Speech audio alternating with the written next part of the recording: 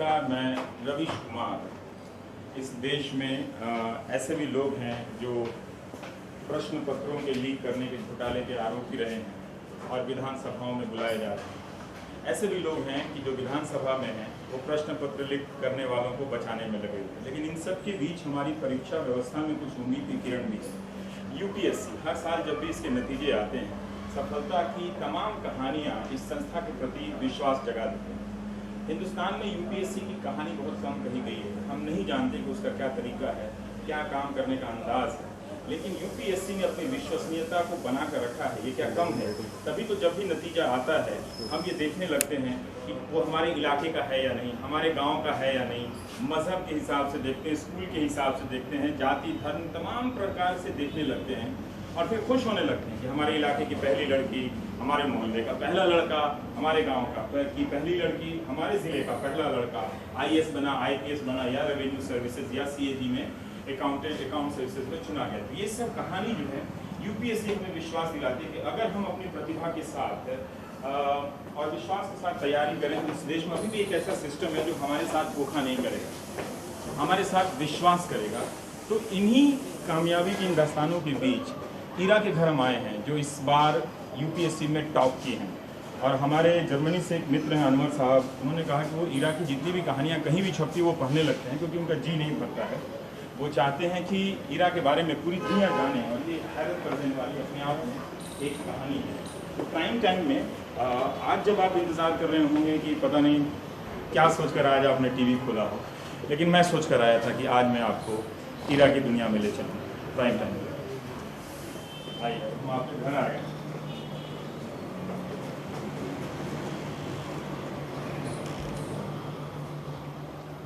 तो आप माँ हैं? हाँ, अच्छा।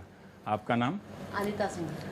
हाँ, अनीता सिंघल। अनीता सिंघल। अच्छा, ओ, पहले आप ही से पूछते हैं ना, माँ का ज़्यादा हक बनता है।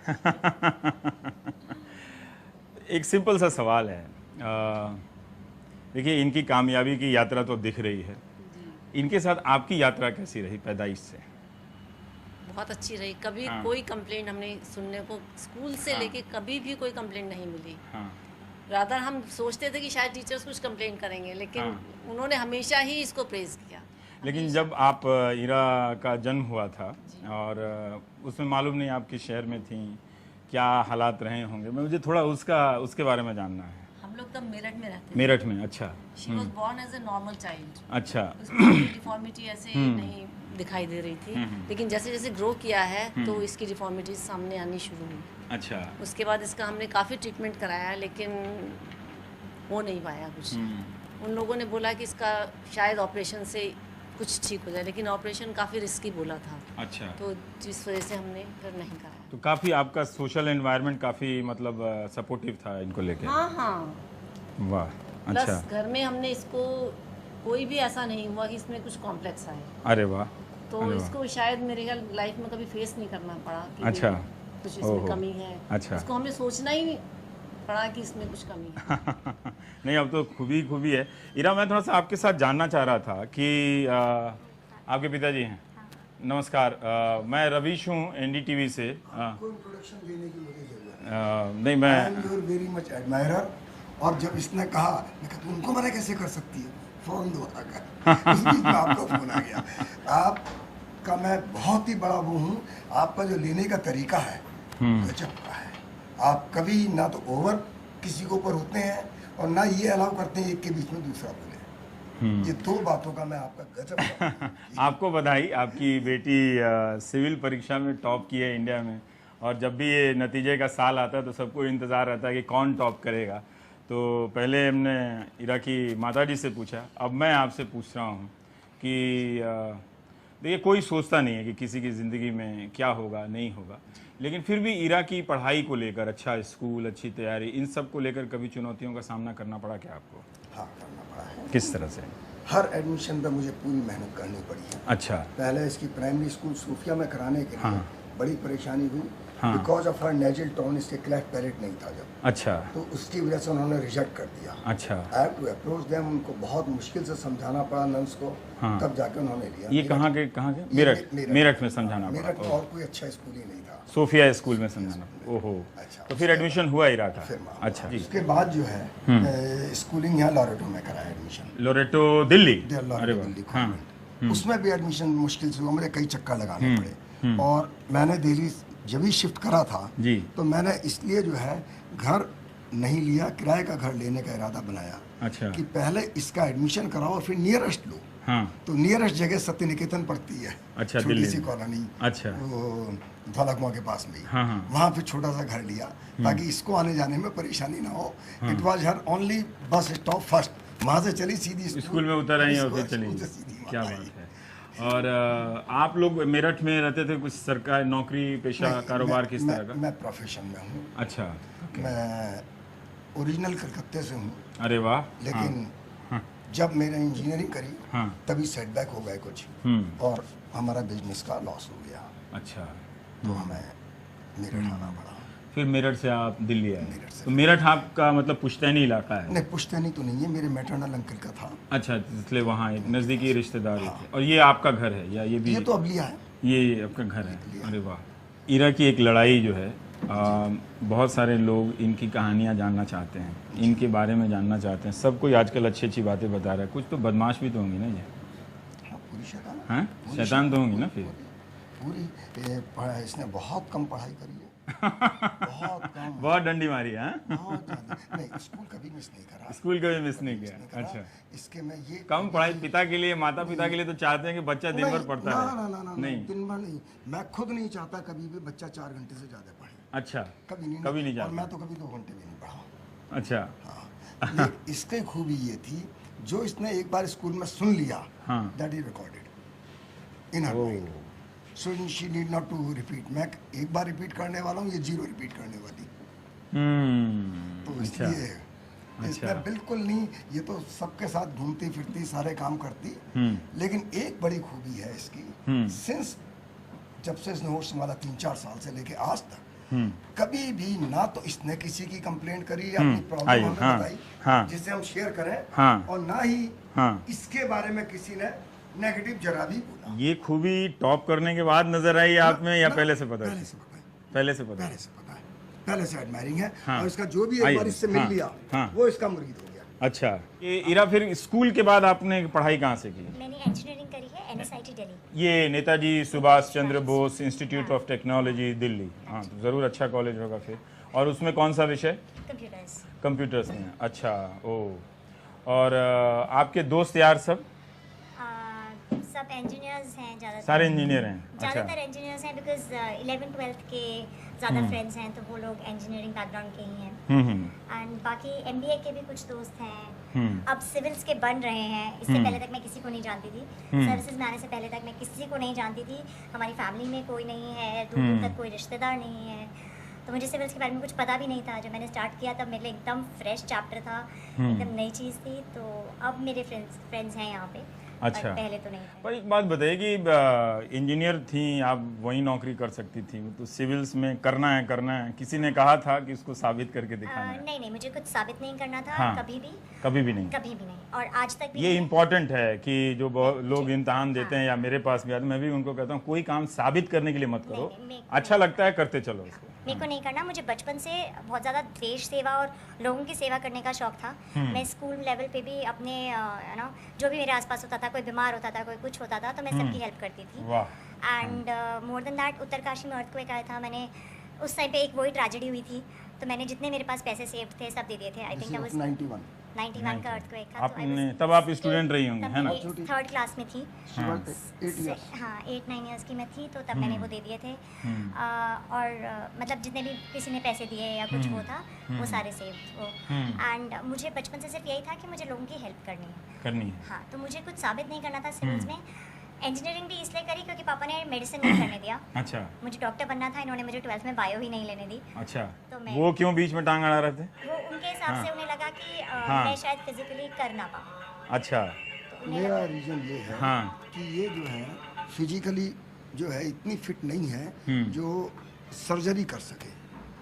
और मैं आज भी समझता हूँ मेरी सोच सही है, मेरे हिसाब से। उसके हिसाब से। मेरे हिसाब से लेकिन इसके लिए प्रशासन चलाने के लिए तो फिट है ना आपकी बेटी? बिल्कुल फिट है जी।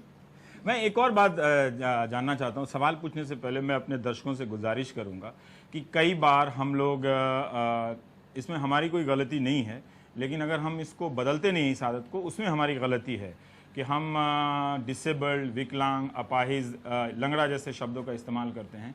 ऐसे शब्दों का इस्तेमाल नहीं करना चाहिए।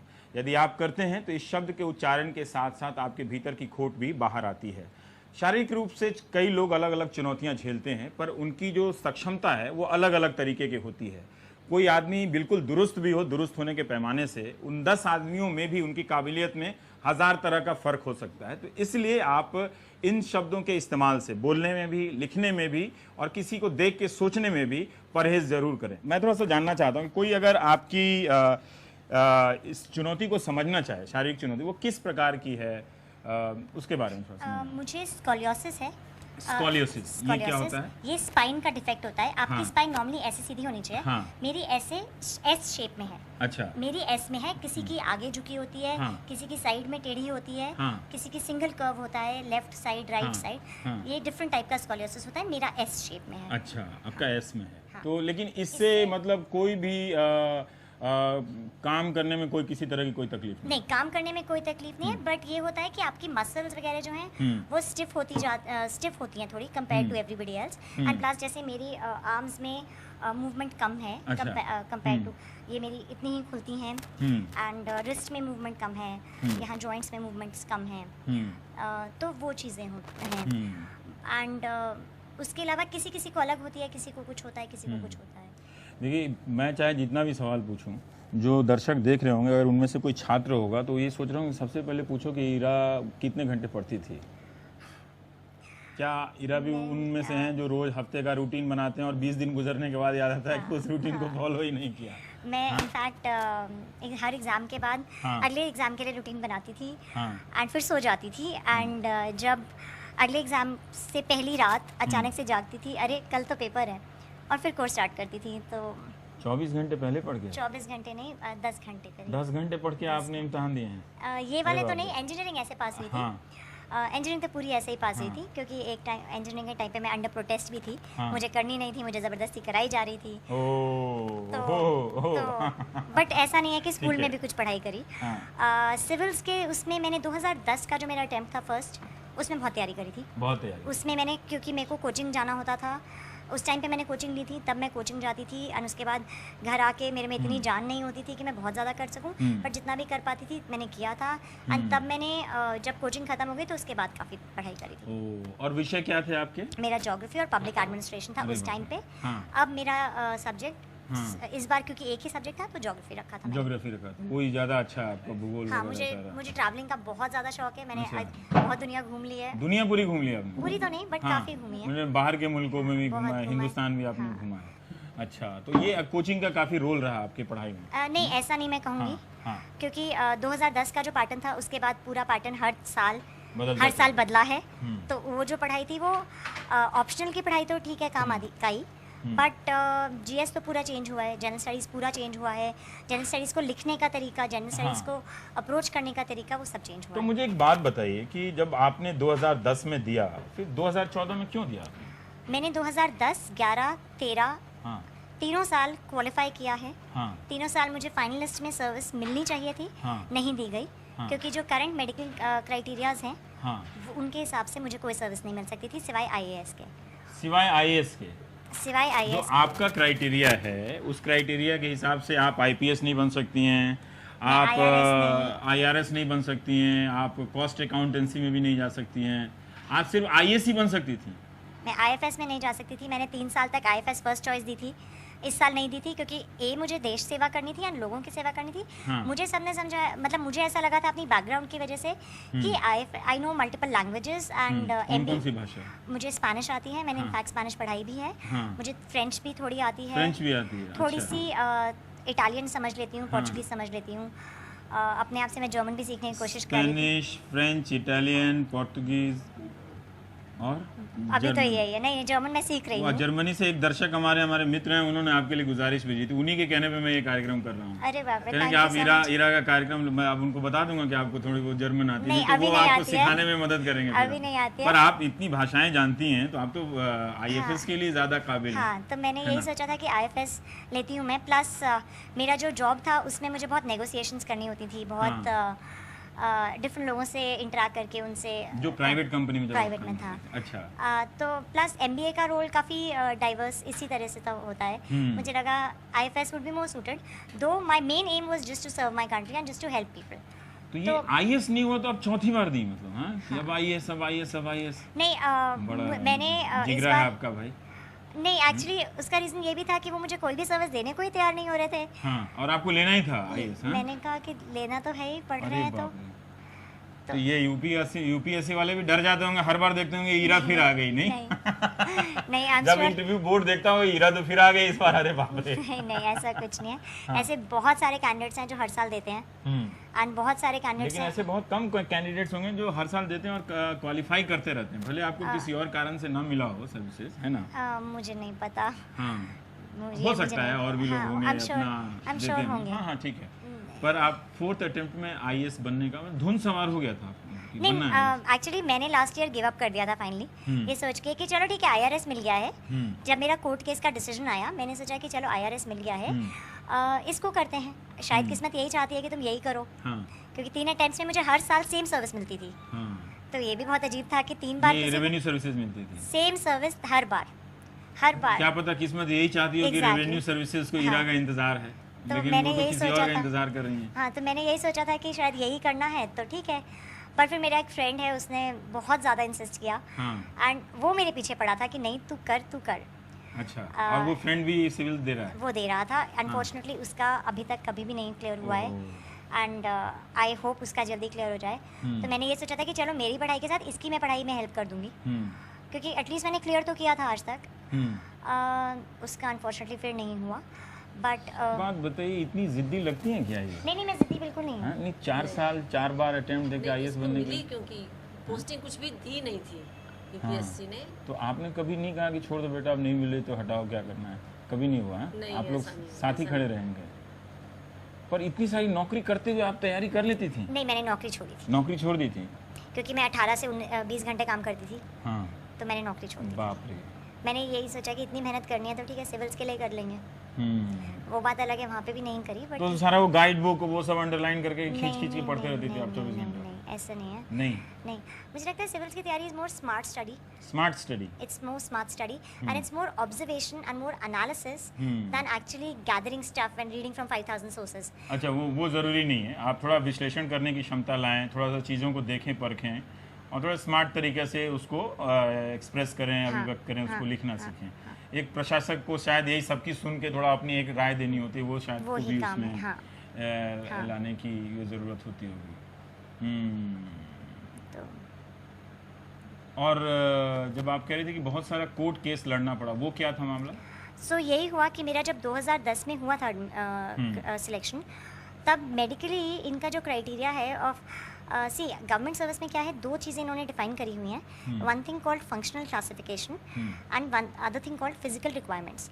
तो मैं फिजिकल रिक्वायरमेंट सारी फुलफिल करती हूँ, which are things like walking, sitting, standing, और आप तो बिल्कुल कार से उतरी और सीढ़ियाँ चढ़ते हुए आ गई, आप तो हाँ, हमसे पहले पहुँच गया। हाँ, तो पुलिंग, पुशिंग, लोडिंग, लिफ्टिंग मैं सब फुलफिल करती हूँ।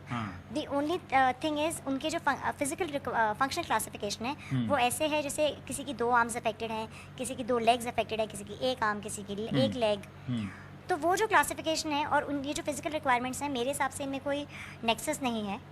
एंड मैं कोई भी फिजिकल फंक्शनल क्लासिफिकेशन जो मेरी है वो सिर्फ IAS के लिए अलाउड करी हुई है और वो किसी के लिए अलाउड नहीं थी। तो मुझे सिर्फ IAS मिल सकता था और मेरा उसके लिए रैंक नहीं था, उतने नंबर नहीं थे, तो मुझे वो सर्विस नहीं मिली। अभी तो आपने कार्डर सेलेक्ट नहीं किया होगा ना? नहीं, कर लिया है। कौन सा? मैंने यूनियन टेरिटरीज लिया। यूनियन टेरिटरी जा रही है? हाँ। अरे आप हमारे राज्य में चलती हैं। कौन सा जी? बिहार चलते हैं आप। देखिए, आपको सारे देश के हर राज्य आपको बुलाना चाहेंगे कि ये हमारे राज्य में आ जाए, क्योंकि इतना आपने ऐसी आपकी कामयाबी है। हाँ, 4 राज्यों से इसके पास कॉल आई है। 4 राज्यों से हैं।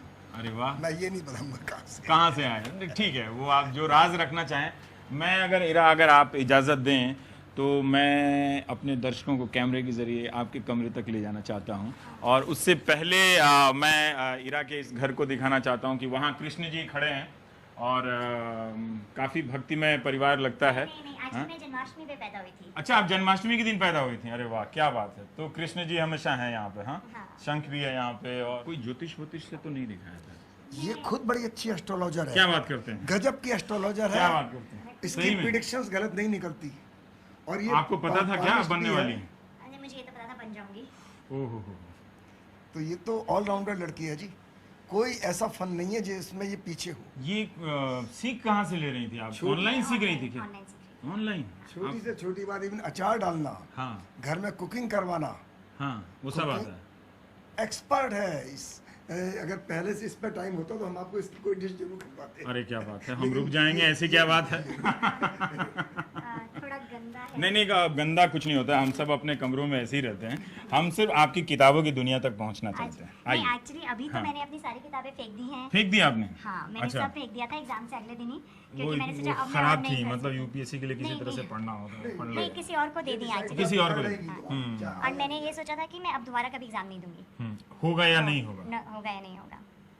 वैसे मेरे पेपर अच्छे हुए थे तो मुझे पता था हो जाएगा। ये आप हर बात में होने में भी बागी लगती हैं, नहीं होने में भी बागी लगती हैं, कि होगा 4 बार दूंगी, नहीं होगा नहीं नहीं, दूंगी। मतलब मुझे लगता है एक पॉइंट पे तुम्हें इस एग्जाम को आप लाइफ और डेथ का खेल नहीं बना सकते। आप इस एग्जाम को हाँ। ये नहीं सोच सकते कि मेरी जिंदगी सिर्फ इसी से चलेगी। सिर्फ आईएएस बन के ही आप कुछ नहीं कर सकते। कई लोग, जो मैं इसलिए बताया कि मैं बिहार का हूँ क्योंकि हमारे राज्य से भी कई 80 से ज़्यादा लड़के हुए हैं, लेकिन इस तरह की कहानियाँ यूपीएससी की कामयाबी में लोग निकालते हैं कि मेरे यहाँ से कौन पहला, जाति धर्म इलाके के हिसाब से।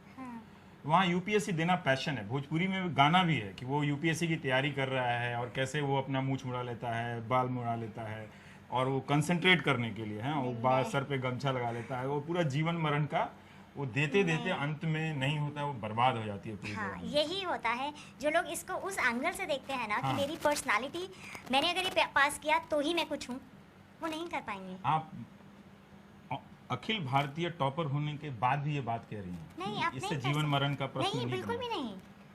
आपका जो वजूद है वो इससे नहीं डिफाइन होगा। ये एक एग्जाम है, इससे कैसे आप डिफाइन कर सकते हैं कि आप क्या इंसान है और आपकी क्या लाइफ है। आपकी पूरी लाइफ आप का ये बात सार तब नहीं भी है ये। कहती हैं जब आपका नहीं नहीं, होता। हाँ, मैं तभी यही कहती थी। आप बहुत सामान्य तरीके से दूसरे काम पे चली जाती हैं। हाँ, मैं तो कॉर्पोरेट सेक्टर में वापस जाने को पूरी तरह तैयार थी, पर मेरे पास बहुत लोगों के फ़ोन आए थे जिनको मेरी वाली प्रॉब्लम हो रही थी हाँ। कोर्ट अलॉटमेंट में सर्विस के। तो मैंने कोर्ट केस फाइल करने के लिए हाँ करी थी। ये ये लोग तो इरा कह- बार बार कोर्ट केस की बात कर रही है, हम इस पे थोड़ा बात करेंगे, थोड़ा रुकिए, ये बहुत ज़रूरी है आपके जानने समझने के लिए। पर ये बहुत दिलचस्प बात है कि आप मतलब इतना कैसे सुलझी हुई होती हैं। हम तो एक चौराहे पे जाते हैं तो कंफ्यूज हो जाते हैं कि राइट जाएं, लेफ्ट जाएं, कुछ जाएं। मुझे कभी भी नहीं, decision- कंफ्यूजन नहीं। मैं- मुझे लगता है कि यूपीएससी में वही चुने जाते हैं जो जीवन में कम कंफ्यूज होते हैं, पता नहीं, बट मैं तो नहीं हूँ। है ना? आप नहीं मैं हैं? नहीं। अच्छा, ठीक है। मैं थोड़ा आपकी किताबों तक चलना चाहता हूँ। मैं अभी- पूरा मैं क्या रवि को कह देता हूँ कि वो इस सावधानी से कैमरा दिखाएं कि वो सिर्फ आपकी अलमारी तक पहुँचे। आइए रवि, आइए।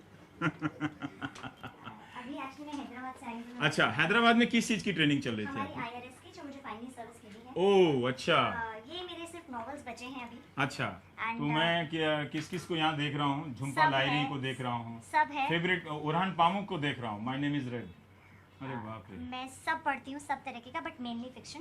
फिक्शन, हाँ, हाँ, और मेनली अंग्रेजी, हाँ। हाँ, हिंदी ओह। थोड़ी कम ही पढ़ी है। अच्छा, एंड इसके अलावा इस पलंग के दोनों खानों में भरी हुई हैं किताबें। इसमें सारा खजाना है। नॉवेल्स आईएएस के बेस टॉपर पे- का खजाना नहीं, इसमें। नहीं, नॉवेल्स हैं। अच्छा, नॉवेल्स है हाँ, मतलब। और अलमारी में तो नॉवेल्स क्या पता हैं। नॉवेल्स पढ़ने के बाद ही मतलब कोई आईएएस टॉपर हो जाए, है कि नहीं? नहीं, ऐसे तो नहीं। फेवरेट राइटर आपकी कौन है, इरा? मेरी favourite writer actually Victoria halt हैं। अच्छा, तो किताब, ये सारी किताबें आप फेंकती नहीं है? नहीं, नहीं, नहीं, ये थोड़ी फेंकी ये आपकी जिंदगी है। हाँ, हाँ। तो क्या आप ऐसा भी और करती ये- हैं कि दोबारा उन किताबों तक लौटती हैं? हाँ, दोबारा भी पढ़ती हैं। हूँ। हाल में कौन सी ऐसी कहानी जो आपको, किताब जो आपको बहुत ज्यादा? एक्चुअली एग्जाम अच्छा, हिंदी का अखबार है आपके बिस्तर पे? नहीं, ये जब मम्मी लोग पढ़ते हैं, मम्मी ये पढ़ती हैं? ये खाली अच्छा, ऐसे ही था। हाँ हाँ, ठीक है, हिंदी पढ़ना, हाँ। नहीं, नहीं, मैं वैसे कह रही हूँ, मैंने तो अखबार हाँ, नहीं पढ़ा है बहुत हाँ, टाइम से। जी। मैं आजकल तो अगाथा क्रिस्टी को खत्म कर रही थी दोबारा। हाँ, ये देखिए, व्यापम घोटाले में बड़े काम आ सकते हैं। मैं कल ही तो अपने कार्यक्रम में अगाथा क्रिस्टी का नाम ले रहा था कि व्यापम का ऐसा मामला है कि अगाथा क्रिस्टी अगर आ जाए, होती तो पागल हो जाती हैं कि मतलब ये क्या है भाई, यहाँ पर बर्फ की सिल्लियों से किसी ने चाकू बनाया है या फिर पता नहीं किसने क्या किया है, उंगलियों के निशान क्या हैं। आप लोगों के भी सिर्फ इन्हें देखा आप लोगों ने पढ़ते लिखते हैं पढ़ते कि तो शायद मैंने मैंने नहीं अगर देखा, कोई इतनी मुझे किताबों लगता के बीच नहीं, अगर ये इतनी किताबें कैसे पढ़ लिया इन्होंने जब आपने है। देखा यही नहीं? पढ़ती यही है।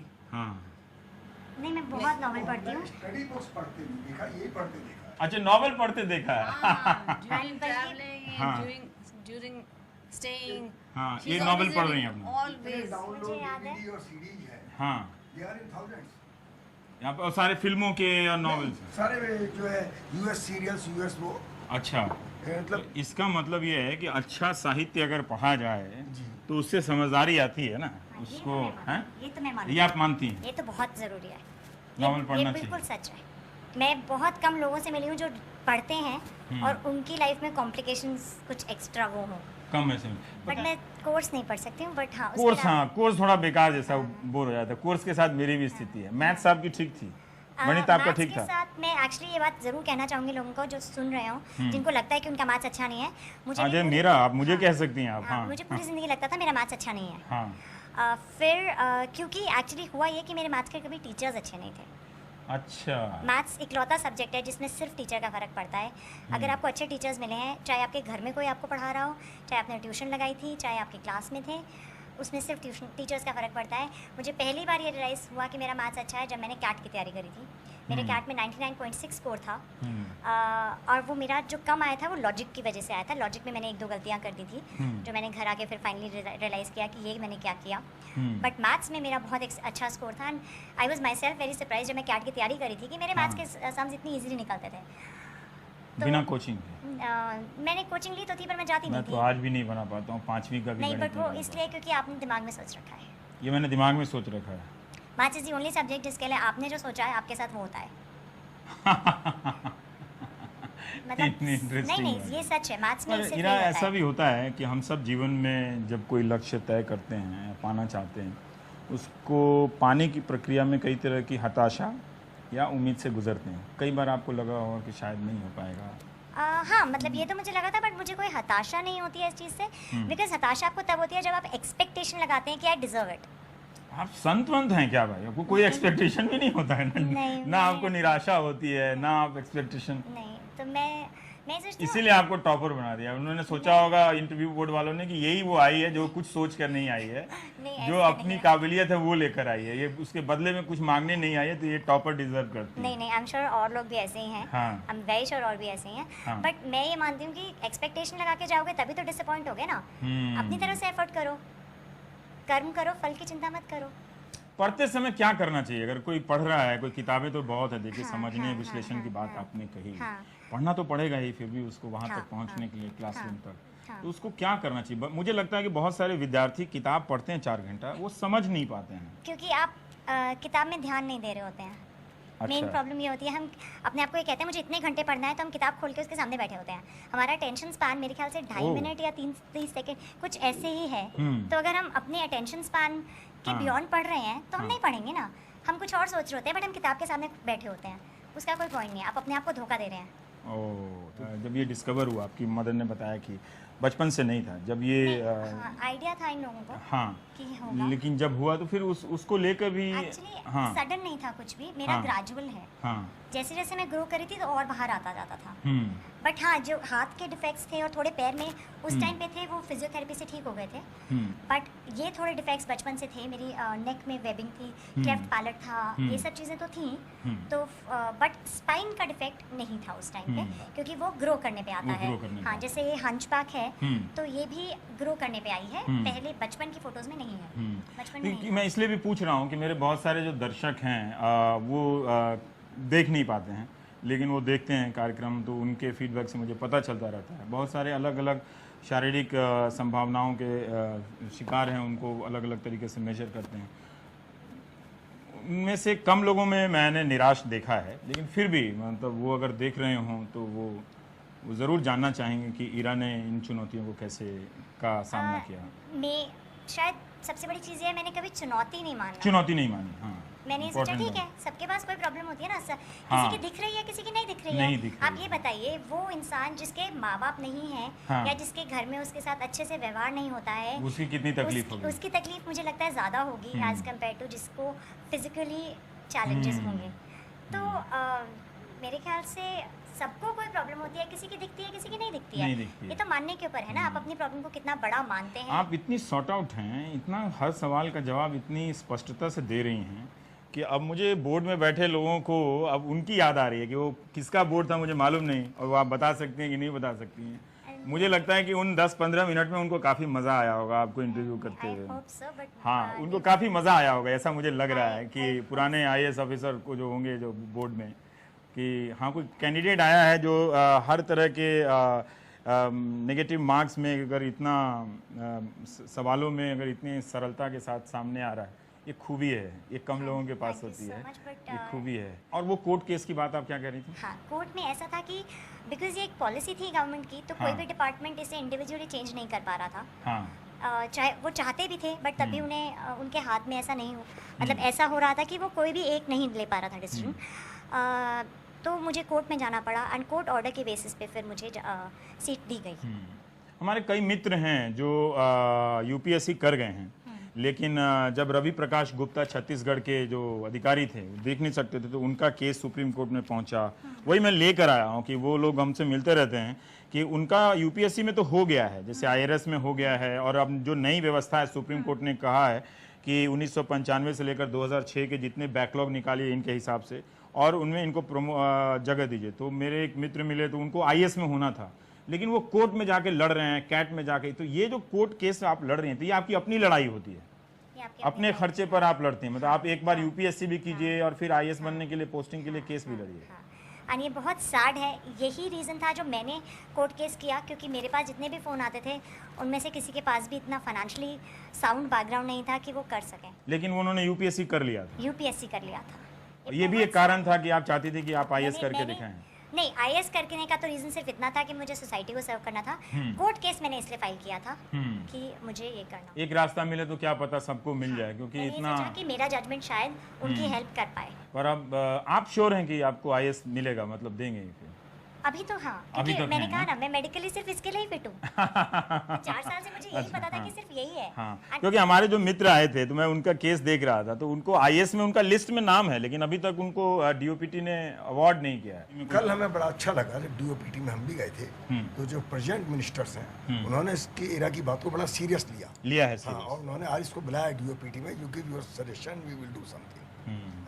आपके साथ साथ ही आइए, मेरी तो बात नहीं हुई, क्या सजेशन हुए। नहीं वो ठीक है, पर वो अब इनकी आधी से ज्यादा बातचीत कॉन्फिडेंशियल होने लगेगी। हाँ, ये भी। पर ये अच्छा है कि इनके जरिए अगर मंत्रालय सेंसिटाइज हो, संवेदनशील हो, तो ये समस्या का भी निपटारा हो जाएगा। हम और बातचीत करेंगे, एक ब्रेक लेना होता है। हमारे के रवि साहब के हाथ में अब मैं महसूस कर पा रहा हूँ कि पिछले 30-35 मिनट से कैमरे को मुट्ठी पे रखे हाथ में कलाई में दर्द हो जाती है। तो एक छोटा सा ब्रेक ले लेते हैं, आ रहा हूँ मैं अभी।